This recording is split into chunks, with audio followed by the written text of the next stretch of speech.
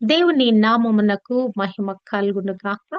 Heavenly life ministries global prayer tower ఆధ్వర్యంలో జరుగుతున్న ఉదయకాలపు స్తుతి ఆరాధన కుడికు మిమ్మలను ఆహ్వానిస్తున్నారు. నవంబర్ నెలలో 16వ తేదీలో పరిశుద్ధ దినము, పునరుత్థానపు దినములో ఇలాగున ప్రభుని ఆరాధించే దినములో ఉదయకాలం మనం ఇలాగున కూడి వచ్చి స్తుతించి ఆరాధించుట గొప్ప ధన్యతగా, భాగ్యంగా నేను భావిస్తున్నాను. హల్లెలూయా. ప్రత్యేకంగా ఆరాధన దినం, ప్రత్యేకించబడిన దినం. మరి ఈ దినాన్ని మనం ఉదయకాలమే ప్రభుని ఆరాధించడానికి మన జీవితాలను సమర్పించుకున్నట ఇది ఎంతో గొప్ప కృపని నేను అనుకుంటాను. గొప్ప దేవుని యొక్క ఏర్పాటని నేను అనుకుంటాను. ఈ దినపు దీవెనలు, ఆశీర్వాదాలు మన మీద, మన కుటుంబాల మీద దేవుడు సమృద్ధిగా కుమ్మరింపచేయును గాక. ఆమేన్. హల్లెలూయా. యోహాను సువార్త అధ్యయనం చేస్తున్నాము. 14వ అధ్యాయంలో నుంచి దేవుడు మనతో మాట్లాడుతున్నాడు. మరి అక్కడ ఉన్న శిష్యులతో మాట్లాడుతూ మనతో కూడా హృదయాలను కలవరపడనీయొద్దు, దేవుని యందు విశ్వాసం ఉంచారు, నా యందు కూడా విశ్వాసం ఉంచండి ప్రభు చెప్పిన మాటలను మనము ధ్యానిస్తూ వస్తున్నాము. మరి నిన్నటి దినము ఒక అద్భుతమైన మరి వాగ్దానము దేవుడు మనకి చేసి ఉన్నాడు. నేను మీ కొరకు స్థలము సిద్ధపరచ వెళ్తున్నాను. మరి అక్కడ మీ కొరకు గొప్ప గొప్ప నివాసాలు మీ కొరకు సిద్ధపరుస్తాను. నేనుండు స్థలములో మీరు కూడా ఉండులాగన మరలా వచ్చి మిమ్మల్ని కొనిపోతాననే ఆ యొక్క వాక్యాన్ని మనము ధ్యానించాము. 14వ అధ్యాయము 4వ వచనము. నేను వెళ్ళుచున్న స్థలమునకు మార్గము మీకు తెలియనని చెప్పెను. ప్రభు ఇక్కడ మరి ఈ యొక్క సందర్భాలన్నిటిలో చూస్తే గనక ప్రభు నేను వెళ్ళుచున్న చోటికి మీరు రాలేరని ముందు చెప్పాడు. ఇప్పుడు వచ్చేసి మరి నేను వెళ్ళుచున్న మార్గము, ఆ స్థలము, ఆ మార్గము మీకు తెలియనని ప్రభు ఇక్కడ చెప్తా ఉన్నాడు. అంటే అక్కడ ఉన్న డిఫరెన్సియేషన్ ఏంటంటే ప్రస్తుతము జరుగుతున్నటువంటి ఆ యొక్క ఆ కరెంట్ సిచ్యువేషన్ లో జరుగుతున్న సంభవాలలోకి వారు వెళ్ళలేరు అని చెప్తూనేమో మరి మరి ఈ సమయంలో మీరు నాతో మీరు రాలేరు, మరి నేను వెళ్తున్న ఈ శ్రమల మార్గంలో మీరు రాలేరు అని అప్పుడు చెప్పిన మాట వేరు. ఇప్పుడు చెప్తున్న మాట ఏంటంటే నేను వెళ్ళుచున్న స్థలమునకు మార్గము మీకు తెలియను. నేను ఎక్కడికి వెళ్తానో మీకు తెలుసు. ఎక్కడికి వెళ్తాను? పరలోకం నుంచి దిగి వచ్చాను. తండ్రి యొద్ద నుంచి వచ్చాను నేను. ఇక్కడికి నేను తిరిగి వెళ్తాను. ఆ స్థలానికి, ఆ పరలోకపు పట్టణానికి, అత్యున్నత సింహాసనం దగ్గరికి నేను తిరిగి వెళ్ళబోతున్నాను. అక్కడికి వెళ్ళే మార్గం ఏంటో కూడా మీకు తెలుసు. ఏంటా మార్గం? జీవ మార్గము, నీతి మార్గము, పరలోక రాజ్యపు మార్గము, నిత్య జీవానికి మార్గము. ఈ మార్గము మీకు తెలుసు. ఎందుకు? పరలోకము మరి ప్రభు లేకుండా సంపూర్ణం లేదండి కదా. ప్రభు కిందకి దిగొచ్చాడు, ఆత్మస్వరూపుడుగా దిగొచ్చాడు. మరి శరీర రక్త మాంసాలు ధరించుకున్నాడు ఆయన. ఇక్కడ మనుష్య కుమారుడుగా ఈయన జీవిస్తున్నాడు. తిరిగి ఆయన స్థానానికి తిరిగి వెళ్లితే తప్ప అక్కడ పరలోకంలో పరిపూర్ణత కలగదు. అక్కడ బంగారు వీధులు ఉన్నాయా, ముత్యాల ద్వారాలు ఉన్నాయా, దేవదూతలు నిరంతరము మరి మరి దేవుని స్తుతించి ఆరాధించి పొగుడుతున్నారా? కానీ ప్రభు లేనటువంటి ఆ పరలోకము అక్కడ సంపూర్ణంగా లేదు. అందుకే ప్రభు ఏమంటున్నాడు, నేను వెళ్ళిపోతున్నాను, నేనుండే స్థలం నేను ఎక్కడి నుంచి వచ్చానో ఆ స్థలానికి తిరిగి వెళుతున్నాను. ఆ స్థలానికి వెళ్ళే మార్గం ఏంటో మీకు తెలుసు. మరి ప్రభు ఇక్కడ మరి నేనే మార్గము అనే దాన్ని వారికి స్పష్టం చేయించటానికి ఇక్కడ వారికి మరి వారితో ఈ మాట మాట్లాడుతున్నాడు. అంటే అరణ్యములో యెహోవాకు మార్గము సిద్ధపరచుడి, ఎడారిలో మన దేవుని రాజమార్గము సరళము చేయడని యోహాను భక్తుడు వచ్చి ఆ రాజమార్గం గురించి ముందుగాలిన ప్రకటించాడు. మరి అదే మార్గాన ప్రభు మరలా నేను తిరిగి అదే మార్గంలో నేను వెళ్ళబోతున్నానని ప్రభు ఇక్కడ చెప్తున్నాడు. పరలోకం నుంచి భూమికి దిగి వచ్చిన ఈ నివాసము కదా, పరలోకానికి మానవుడు ఎక్కి వెళ్ళలేడు కదా. అందుకోసమే ప్రభు మరి దిగి వచ్చాడు. తిరిగి తన మార్గంలో వారిని వెంట పెట్టుకొని వెళ్ళటానికి ఆయన ఆ మాదిరి చూపిస్తున్నాడు. ప్రతి దానిలో ఆయన ప్రథముడై ఉన్నాడు కదా. మరి ఈ లోకంలో మరి తండ్రికి పుట్టిన ఏకైక కుమారుడు, మరి ప్రధాన కుమారుడై ఉన్నాడు. మరణించి తిరిగి లేచిన వారిలో కూడా ఆయన ప్రధానుడై ఉన్నాడు. ఆయన యొక్క వెళుతున్న ప్రదేశము తరచుగా తన తండ్రి ఇల్లు, మరి నేను తండ్రి యొద్ద నుంచి వచ్చాను అని చెప్పిన మాటల ప్రకారంగా ఇక్కడ ప్రభు అంటున్నాడు, నేను ఎక్కడకు వెళుతున్నానో అది మీకు తెలియను. మీకు తెలీను. ఏంటి అసలు ఆ రాజ్యం ఏంటి? అసలు ఆ మార్గం ఏంటి? అసలు నేను ఎక్కడికి వెళ్తున్నానంటే, దానియేలు చూయిస్తున్న ఆ దర్శనం చూస్తే గనక నిజంగానే ఆయన యొక్క రాజ్యము, ఆయన వెళ్ళే ఆ మార్గము, మరి ఆరందరూ కూడా మరి ఆ యొక్క ప్రపంచం యావత్తులో ఉన్న సకల జనులు, సకల రాష్ట్రాలు, ఆయా భాషలు మాట్లాడువారు మరి ఆయన సేవించినట్లుగా ఒక ప్రభుత్వం ఆయన కలిగి ఉన్నట్లుగా, మహిమ, ఆధిపత్యము ఆయనకి ఇవ్వబడినట్లుగా, ఆ ప్రభుత్వము శాశ్వతమైన ప్రభుత్వంగా, ఆయన రాజ్యము ఎన్నడూ లయము కానటువంటి ఆ రాజ్యముగా అక్కడికి నేను వెళుతున్నాను. ఆ పరలోక రాజ్యానికి నేను వెళుతున్నాను. దానికి వెళ్ళే మార్గము మీకు తెలియను అని ఇక్కడ శిష్యులతో మాట్లాడుతున్నాడు. ఇదొక ప్రత్యేకమైన మార్గము. లోకస్తులు వెళ్ళగలిగిన మార్గము కాదు. కానీ మీకు తెలియని ఆ మార్గము. ఎందుకు? మీకు నేను బోధించాను. ఆ పరలోక రాజ్య మార్గపు మరి అనేకమైనటువంటి ఉపమానాలు మీకు బోధించాను కదా! పరలోక రాజ్యము ఒక వర్తకుడు ఒక ముత్యమును తీసుకొని మరి ఆ యొక్క తనకున్న వెలగల వాటన్నిటిని అమ్మివేసి ఒక అమూల్యమైన ముత్యాన్ని కొనుక్కున్న వానిలాగా ఉంటదని ఒక చోట రాయబడింది. పరలోక రాజ్యము మరి ఆ యొక్క ఆ విత్తనాలు విత్తినటువంటి వ్యక్తిని పోలి ఉన్నది కదా! ఆ యొక్క మంచి విత్తనాలు మరి ఫలించే విత్తనాలుగా మరి ఆ పరలోక రాజ్యము విస్తరించుంటదని ప్రభు మరొక చోట చెప్పినట్లుగా చూడగలము. పరలోక రాజ్యం గురించి మరి 13 అధ్యాయము మత్తయి సువార్తలో ప్రభు అనేకమైన విషయాలు అక్కడ బోధించినట్లుగా మనము చూడగలము. పరలోక రాజ్యం ఇలా ఉంటది, పరలోక రాజ్యం ఇలా ఉంటదని ప్రభు పదే పదే మరి అనేకమైన సందర్భాలలో వారితో మాట్లాడిన మాటలు మనకు తెలుసు. పరలోక రాజ్యం అనేది ఎంత అద్భుతంగా ఉంటదనే దాని విషయాలను ప్రభు అనేకమైన సార్లు వారితో మాట్లాడాడు. ఆ పరలోక రాజ్యానికి నేను వెళుతున్నాను.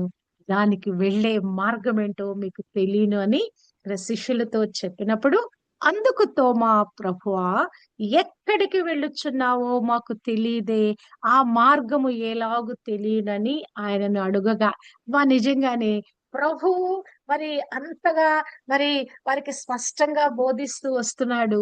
మరి తోమాకు మరలా సందేహం కలిగింది. అయ్యో, అసలు ఆ మార్గం మాకెలా తెలుసు ప్రభా? నువ్వు ఎక్కడికి వెళుతున్నావో మాకెట్లా తెలుసు? అసలు ఆ మార్గం మాకు తెలియదే అని చెప్పేసి మళ్ళా ప్రశ్నిస్తున్నాడు కదా! మనకు చాలా సార్లు తెలిసిన విషయాలే చాలా సార్లు సందేహాస్పదంగా మనము మరి ఆ యొక్క విశ్వాసపు లోతుల్లో మరి ఆ యొక్క ఎల్‌కేజీ స్టేటస్‌కి వెళ్ళినట్టుగా వెళ్ళిపోతామండి మనం. కదా! ఇంతగా మనం నేర్చుకొని, ఇంతగా ఎదిగిన తర్వాత గూడా కొన్నిసార్లు మన యొక్క ఆత్మీయ జీవితము కొన్నిసార్లు అర్థం కాని అయోమయ స్థితిలో ఉన్నట్లుగా మనం బిహేవ్ చేస్తాం. ఇక తోమా కూడా 3:30 సంవత్సరాలు దేవునితో ఉన్నాడు. మనకి లాజరు దగ్గరికి, లాజర్‌ని తిరిగి లేపడానికి వెళ్ళే సందర్భంలో కూడా ప్రభువుతో గూడా మనం చనిపోవటానికి సిద్ధంగున్నాం. వెళదాం పదండి అని చెప్పిన వాడు ఇక్కడే మాట్లాడుతున్నాడు. అయ్యో! మాకు మరి ఆ మార్గం తెలీదే ప్రభు అంటున్నాడు.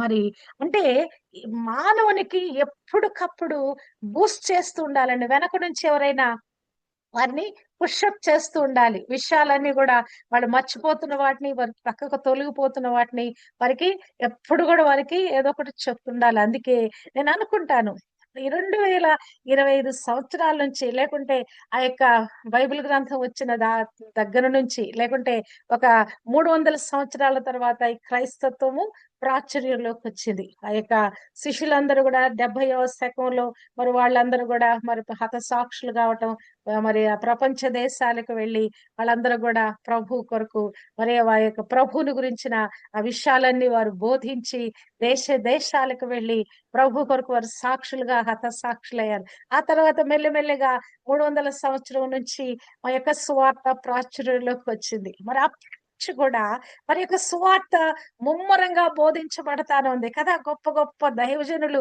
అసలు ప్రపంచ ప్రఖ్యాతిగాంచిన వారి సర్మన్స్ కదా!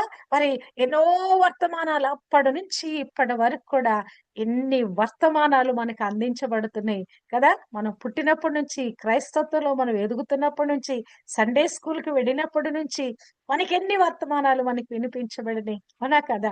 ఈ కరోనా వచ్చిన దగ్గర నుంచి అసలు ఇక మీడియా ఆన్‌లైన్ ద్వారా ఎన్ని రకాల అంతకుముందంటే టీవీలోనే మనకు వినిపించబడేది. సువార్త వినిపించబడేది టీవీలో. తర్వాత ఈ యొక్క వాట్సాప్ వచ్చిన తర్వాత ఎన్ని రకాల వర్తమానాలు. ఏ గ్రూప్‌లోకి వెళ్ళినా కూడా మరి పుంఖానుపుంఖాలుగా వర్తమానాలు. అవునా కదా! జూమ్ మీటింగ్‌లని, గూగుల్ మీట్స్ అని, మరి ఆన్‌లైన్ మరి మరి ఆ యొక్క కాన్ఫరెన్స్ కాల్స్ అని, మరి వాట్సాప్ కాల్స్ అని ఎన్ని చోట్ల ఈ యొక్క వర్తమానాలు ముమ్మరంగా మనకు వినిపించబడుతున్నాయి. అయినను మన విశ్వాసము ఏ లెవెల్‌లో ఉంది? దేవుని గురించిన అవగాహన ఏ లెవెల్‌లో ఉంది? ఎంతగా ప్రభుని మనం నమ్ముతున్నాము, ఎంతగా ప్రభుని మనము మరి విశ్వసించి ఆయన వెంబడిస్తున్నాము.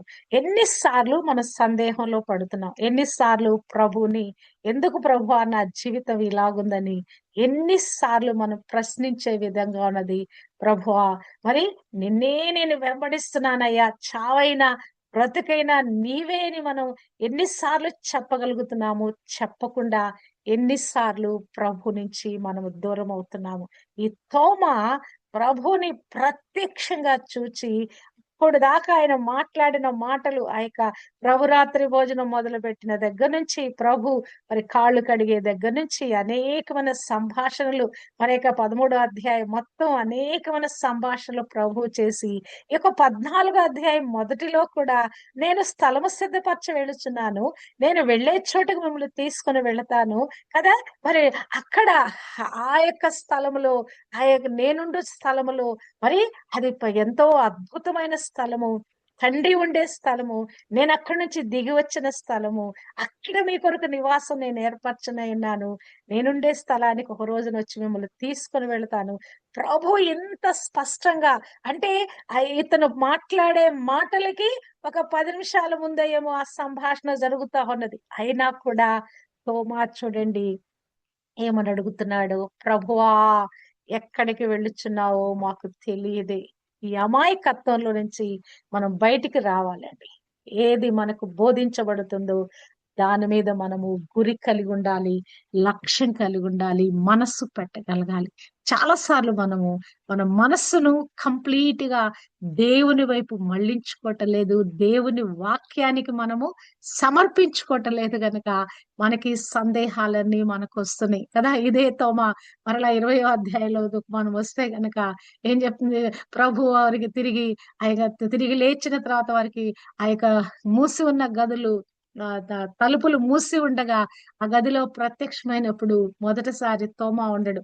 మరి వాళ్ళందరూ చెప్తారు, "ఇట్లా యేసయ్య వచ్చాడు. ఇట్టి విధంగా మాతో సహవాసం చేశాడని" చెప్తే, "అయ్యో! మీరు బానే ఉన్నారే." ఆయన మరిక చేతుల్లో నా వేళ్ళు ఉంచి, ఆయన పక్కలో నా చెయ్యి ఉంచితే తప్ప నేను నమ్మను అన్నాడు తోమా. కదా! అంటే ఇట్టి విధమైన సందేహాలు మానవులమైన మనకు జరుగుతాయి. అంటే ఇది జరగరాని సంభవము. ఆయన తిరిగి లేస్తాను అని పదే పదే చెప్పిన మాటలను నమ్మనటువంటి విషయాన్ని బట్టి ఇతను ఈ ప్రశ్న వేస్తున్నట్లుగా మనము చూడగలము. ఈ ఉదయకాలము మనము ఒక ప్రశ్న వేసుకుందాం. ప్రభుని నేనెంతగా నమ్ముతున్నాను? ప్రకటించబడుతున్న వాక్యాన్ని నేనెంతగా నమ్ముతున్నాను? ఎంతగా నేను అర్థం చేసుకుంటున్నాను? ఎంతగా ఈ వాక్యాన్ని నన్ను అనుసరిస్తున్నానని ఒక ప్రశ్న మనం వేసుకుందాం. తోమా వలె మనం ఉండొద్దండి. పదే పదే కదా! ఈ యొక్క సందేహంతో కూడిన ప్రశ్నలు మనము వేయకూడదు. ఎక్కడికి వెళుచున్నావో మాకు తెలీదు ప్రభువా. ఆ మార్గం ఎలాగున మాకు తెలియను అని చెప్పేసి ఇక్కడ తోమా మాట్లాడుతున్న ఈ మాటలు చూస్తే నేననుకుంటాను ప్రభు ఈ యొక్క శిష్యుల యొక్క బిహేవియర్‌కి వాళ్ళు వేసే ప్రశ్నలకి ప్రభు కోపం వచ్చి ఉంటదా? ఆయనకి అసహనం కలిగి ఉంటదా? కదా! వీళ్ళు ప్రవర్తించే ప్రవర్తనకి ఆహ్, విసిగిస్తున్న తీరుకి ప్రభు ఎలాగ ప్రతిస్పందించుంటాడు.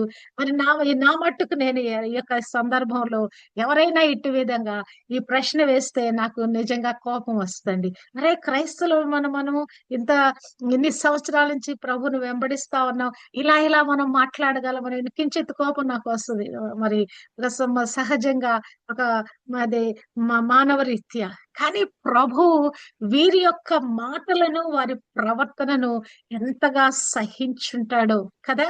ప్రభువుని అర్థం చేసుకోగని అర్థం చేసుకొని ఉండగలిగి ఉండాలండి మనం. ఆయన లోతుల్లోకి వెళ్లి ఉండగలగాలి. మనకు బోధించబడుతున్న యొక్క సారాంశాన్ని మనం కంప్లీట్‌గా గ్రహించగలిగి ఉండాలి.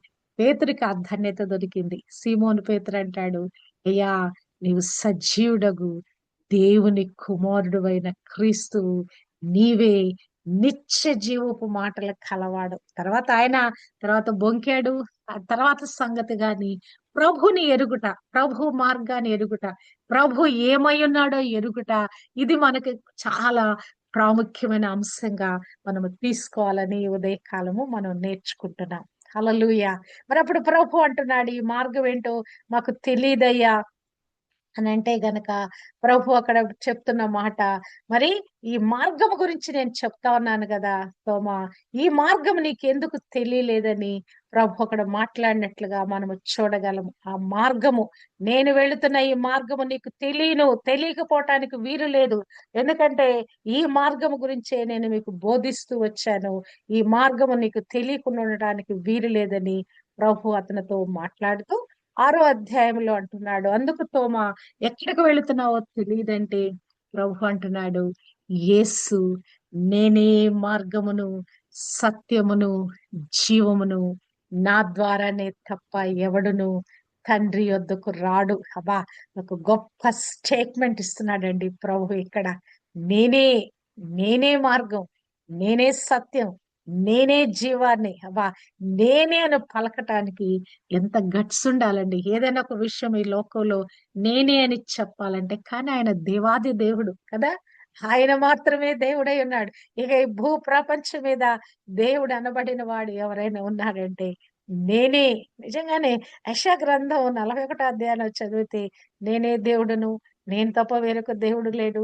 నిర్గమకాండము 20 అధ్యాయంలో ఆ యొక్క 10 ఆజ్ఞలు ఇచ్చినప్పుడు ప్రభు చెప్పిన మాటలు, నేనే దేవుడును, నేను తప్ప వేరొక దేవుడు మీకు ఉండకూడదు. అబ్బా! అసలు ఈ మాటలన్నీ చూస్తే అసలు దేవాది దేవుడు, ఆ సర్వశక్తిమంతుడు అసలు ఎంత ఖచ్చితంగా, ఎంత ధాటిగా నేనే అని చెప్పేసి ఆయన పలుకుతాడో కదా!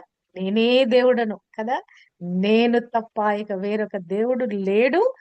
వేరొక దేవుడిని మీరు కలిగి ఉండకూడదు.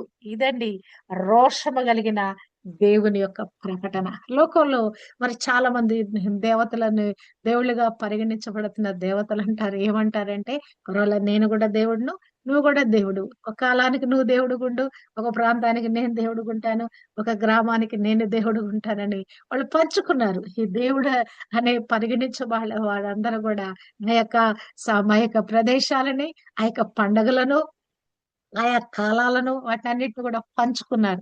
పర్వాలేదు, నేను ఈ సీజన్‌కి నేను దేవుడుగుంటాను. ఈ సీజన్‌కు నువ్వు దేవుడుగుండని వారు ప్రకటించుకున్నారు. అడ్జస్ట్ అయిపోతున్నారు. ఈ కాలానికి నేను, ఆ కాలానికి నువ్వని అడ్జస్ట్ అయిపోతున్నారు. కానీ దేవుడు, నేనే దేవుడును. అంటే నేను మాత్రమే మార్గమయున్నాను. నేను మాత్రమే సత్యమయున్నాను. నేను మాత్రమే జీవమయున్నాను. అబ్బా! ఇక్కడ ప్రభు యొక్క ఈ మాటలు మనం చూస్తే గనక మనకు ఒళ్ళు గగురుపొచ్చుదండి. నేనే అని చెప్తున్న ఈ మాటలను కదా! అసలేంటిది? ఈ మార్గం ఏంటి? దేవుని యొక్క మార్గం ఏంటని మనం చూస్తే సత్య మార్గమనేదది. పరలోకానికి తండ్రి యొద్దకు ఏకైక మార్గమైనది కదా! ఈ మార్గం బోధించటానికే ప్రభు అక్కడ పరలోకం నుంచి భూమికి దిగి వచ్చాడు. ప్రపంచానికి అర్థం కావట్లా. ఈ యొక్క క్రీస్తు మార్గం ఏంటో అర్థం కావట్లా. క్రీస్తుని అనుసరిస్తున్న వారి మార్గం ఏంటో అర్థం కావట్లా. క్రీస్తు అనే వ్యక్తి స్థాపించినటువంటి మార్గము మరి లోకం ఏమనుకుంటుందంటే ఇదొక మతం అనుకుంటా ఉన్నది కదా! క్రైస్తత్వం అనేది ఒక మతము కాదండి. మరి అంత్యకులు శిష్యులు మొట్టమొదట క్రైస్తవులు అనబడిరి. ఎందుకు అనబడ్డారు వాళ్ళు? క్రీస్తుని అర్థం చేసుకున్నారు, క్రీస్తుని మరి అవగాహన చేసుకున్నారు, క్రీస్తు ఏమై ఉన్నాడో వారు గ్రహించారు, క్రీస్తును వెంబడించటానికి వారు తీర్మానించుకున్నారు. క్రైస్తవులు అనబడిరి. ఎందుకు అనబడ్డారు? క్రీస్తుని కంప్లీట్ గా పొందుకున్న వారుగా, క్రీస్తు కొరకు జీవించే వారిగా ఒక నిర్ణయం తీసుకున్నారు. క్రీస్తు కొరకే జీవించాలని ఒక మరి ఆ యొక్క డిటర్మినేషన్ లోకి వచ్చారు వాళ్ళు కదా. ఒక స్థిరమైనటువంటి ఆ మానసికమైన ఆ యొక్క స్థిరత్వంలోకి, ఆ మానసికమైన ఆ యొక్క మరి ఒక ఒక ఒక బలమైనటువంటి ఒక నిర్ణయం కలిగిన వారుగా అక్కడ వారు శిష్యులందరూ కూడా క్రైస్తవులుగా పరిగణించబడ్డారంట. ఈ లోకమంతా కూడా దీన్ని ఒక మతం అనుకుంటుంది, క్రైస్తవత్వాన్ని మతం అనుకుంటుంది. కానీ ఇది పరలోకానికి మార్గం అనేది ఉంది, మార్గమై ఉన్నది. ఇది మనకు తెలుసు, ఇది మతము కాదు. మరి రిలీజియన్ అని రాసిన చోట రిలీజియన్ అంటే క్రిస్టియానిటీ కదా, ఇంకొక మతం అని రాస్తాం. కానీ అది ఒక లోకం ఏం చేస్తుందంటే దాన్ని, ఆ మార్గాన్ని ఒక మతంగా మార్చివేసి మనుషులందరినీ కూడా ఒక మరి ఒక ఒరవడిలోకి తీసుకుని వెళ్ళిపోతుంది. దుష్టుని యొక్క పన్నాగం అది కదా. క్రైస్తవత్వం అనేది ఒక మతంగా మార్చివేసి మనుషుల యొక్క మనసులను కప్పివేసింది. కానీ ఇది మతము కాదని మరి ప్రభు ఇక్కడ స్పష్టంగా మాట్లాడుతున్నాడు. పరలోక రాజ్యానికి మార్గం ఇది. ఎలాగనే మార్గంలో మీరు రాగలరు? నా యొక్క శరీరం అనే నిచ్చెన, ఆ యొక్క సిలువలో, ఆ సిలువ ఆకాశానికి భూమికి మధ్య వేలాడుతుంటుండగా, నేను ఒక బ్రిడ్జ్ గా, ఒక నిచ్చెనగా మారిపోయి ఉంటుండగా, దాన్ని ఎక్కి మీరు ఆ యొక్క మార్గంలో రావటానికి ఈ యొక్క మార్గాన్ని నేను సరళం చేశాను. మీరు చక్కగా ఎక్కి రావటానికి ఎలా ఉందా నిచ్చెన? అది ఆకాశపు కొనను అంటేటువంటి నిచ్చెనగా ఉంది. భూమి నుండి ఆకాశానికంటే నిచ్చెనగా అంటే అటువంటి ఆ కొన అంటే నిచ్చెనగా ఉంది. ఆ నిచ్చెన మీద మీరు స్టెప్ బై స్టెప్ ఎక్కుకుంటూ ఈ మార్గంలో పయనిస్తూ నా యొద్దకు వచ్చేస్తారు. విశ్వాసంలో మీరు ఎదిగే కొద్దీ, విశ్వాసములో మీరు ఆ మెట్టులు ఎదిగే కొద్దీ, ఆ విశ్వాసం మెట్లు ఎదిగే కొద్దీ మీరు నా రాజ్యానికి వచ్చేస్తారు. నిత్య జీవానికి మనం మరి వారసులుగా చేయబట్టం వేరు, పరలోక రాజ్యంలో చేరటం వేడండి. యేసు క్రీస్తును నమ్ముకున్న ప్రతి ఒక్కరూ మరి ఆ యొక్క నిత్య నరకాగ్ని నుంచి తప్పించి నిత్య జీవానికి వారసులయ్యారు. అది వేరు. కానీ పరలోక రాజ్యానికి మనం వెళ్ళుట, ఇది వేరైన సంగతి. ఆ పరలోక రాజ్యానికి వెళ్ళటానికి ఒక మార్గం ఉంది. చాలా సార్లు మరి ప్రపంచం అంతా మిస్లీడ్ అయిపోతా ఉన్నది. పరలోకం వెళ్ళటానికి రకరకాల మార్గాలు గుండా మేము వెళ్ళొచ్చు అనుకుంటుంది కదా. ఒక చోటకు మనం వెళ్ళాలంటే, ఒక ప్రదేశానికి మనం వెళ్ళాలంటే రకరకాల రూట్స్ ఉంటాయి మనకి.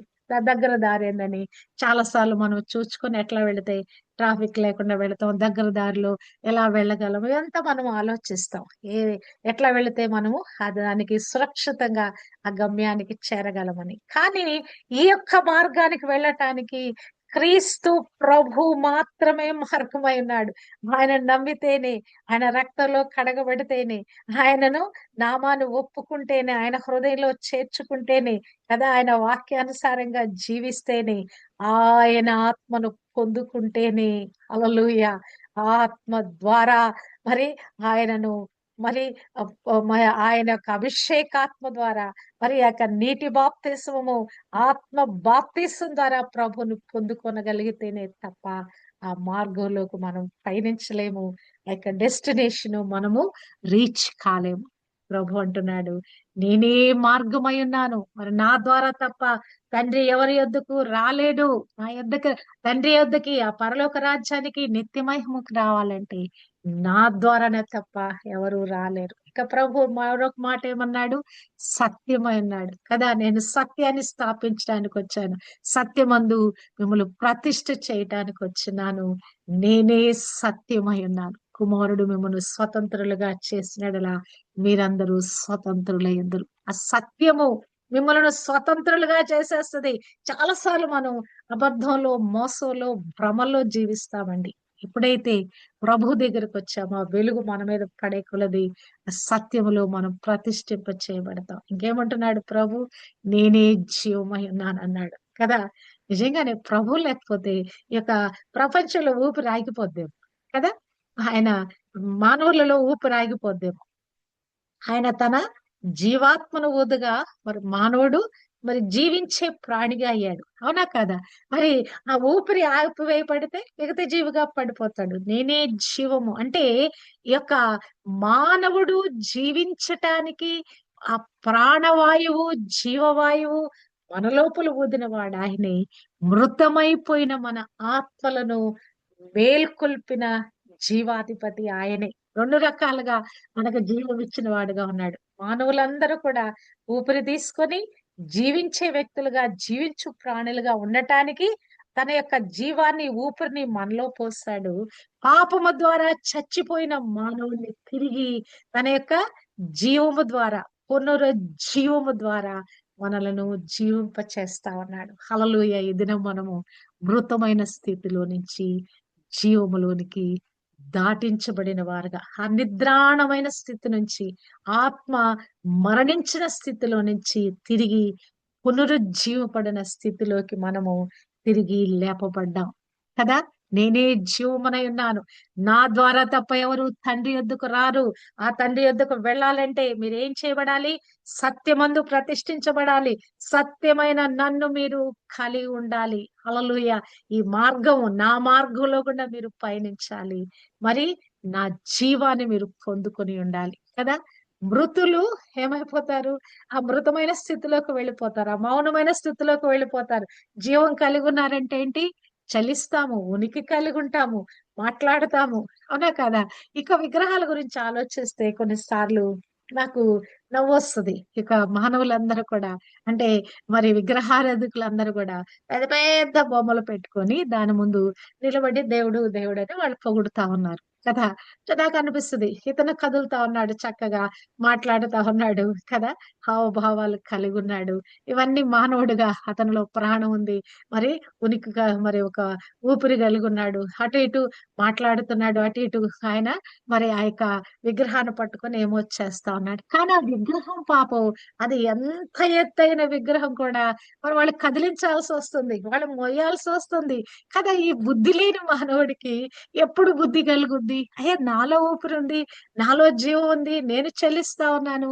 అరే ఈ విగ్రహం ఇది కదలట్లేదు, దీన్ని నేనే మోయాల్సి వస్తున్నాను, మరి నేనే దీన్ని తయారు చేయాల్సి వస్తుంది, దీన్ని నేను మరి దేవుడను కొలుస్తున్నాను అనేటువంటి ఆ యొక్క జ్ఞానము, ఆ గ్రహింపు మానవునికి కలగటలేదండి. రీసెర్చ్ చేస్తున్న సైంటిస్టులు కూడా ఈ విషయము అర్థం కావట్లా. నాకు ఇది ఒక చాలా పెద్ద బాధ అనిపిస్తుంది. బా ఎంత గొప్ప ముసుగు దుష్టుడైన సాతాను మరి మనుషుల మీద వేసి ఉన్నాడు. ఆత్మీయ ముసుగు వేశాడు. ఆత్మీయ గుడ్డితనంలోకి వాళ్ళని తీసుకొని వెళ్ళాడు. జీవాధిపతి అయిన జీవాన్ని పొందుకున్న ఈ మానవుడు, మరి ఆత్మలో చచ్చిపోయిన ఈ మానవుడు, ఆత్మీయ గుడ్డితనంలోకి వెళ్ళిపోయిన ఈ మానవుడు కదా, ఆ జీవాన్ని ఆ మరణించిన స్థితిలో నుంచి జీవించే స్థితికి రాలేని ఆ దౌర్భాగ్య స్థితిలో ఉన్నాడు. ప్రభు అంటున్నాడు, నేనే జీవమై ఉన్నాను, మీకు జీవం ఇచ్చిన జీవ ప్రదాతనై ఉన్నాను అంటున్నాడు. హల్లెలూయా. ఉదయకాలము ఈ గొప్ప కృపను బట్టి దేవాది దేవునికి మనం ఎంతగానో స్తుతులు చెల్లించాలి. ఎందుకు? క్రైస్తవులమైన మనమందరం కూడా మరణము నుండి నిత్య జీవానికి దాటించబడ్డాం. మరణకరమైన మృతించిన ఆ మృతి చెందిన ఆత్మీయ స్థితి నుండి మేల్కొల్పబడిన వారమై కదా, బ్రతికిన వారమై, జీవంతో నింపబడిన వారమై ఈ ఉదయ కాలము మనము జీవం కలిగి ఉన్నాం. ప్రాణం కలిగి ఉండటం కాదు, జీవం కలిగి ఉన్నాం. మన అంతరంగంలో మనము, మన ఆత్మలలో మనము జీవం కలిగి ఉన్నాం. ప్రభు చెప్పిన నేను జీవమై ఉన్నాననే ఆ జీవ ప్రదాత యొక్క జీవాన్ని పొందుకొని మనము కూడా నిరంతరము జీవించి ఆ గుంపులోకి వెళ్ళిపోయాం. నా ద్వారానే తప్ప ఎవడును తండ్రి యొద్దకు రాడు. హల్లెలూయా కదా. ప్రభు ద్వారా ఆ యొక్క తండ్రిని రీచ్ కావటానికి ఎక్కడో ఆకాశ మహాకాశంలో పట్టజాలన్నటువంటి ఆ స్థలములో అత్యున్నత సింహాసనంలో ఉన్న 1000 సూర్యుల తేజం మించిన ఆ తేజోమయుడైన తండ్రిని మనం రీచ్ కావటానికి ప్రభు మన కొరకు మార్గంగా అయిపోయాడు కదా. ఈ సత్యమందు మనలో ప్రతిష్ఠింప చేశాడు. ఆయన జీవాన్ని మనలో పెట్టి జీవ ప్రదాతను మరి ఆ జీవదాత, మరి ప్రదాత అయిన దేవాది దేవుని యొద్దకు మనం తిరిగి వెళ్ళి నిరంతరము ఆయనతో ఆ నిత్య మహిమలో జీవించటానికి ప్రభు మనకి కృప దయచేశాడు. మరి తోమాకు అర్థం చేపిస్తూ ప్రభు చెప్పిన ఈ మాటలు, నేనే మార్గము సత్యము జీవమైన ఈ మాటలు మనము గ్రహించిన వారమై ఇందులో మనము స్థిరపరచబడదుము గాక. ఆ జీవాన్ని నిరంతరము కలిగి ఆ నిత్య జీవములో నిరంతరము ప్రభుతో మమేకమయ్యి ప్రభు సన్నిధిలో మరి జీవం కలిగిన వారిగా మనం ఉండడానికి దేవుడు తన కృప మనకు అనుగ్రహింప చేయను కాక. ఆమేన్.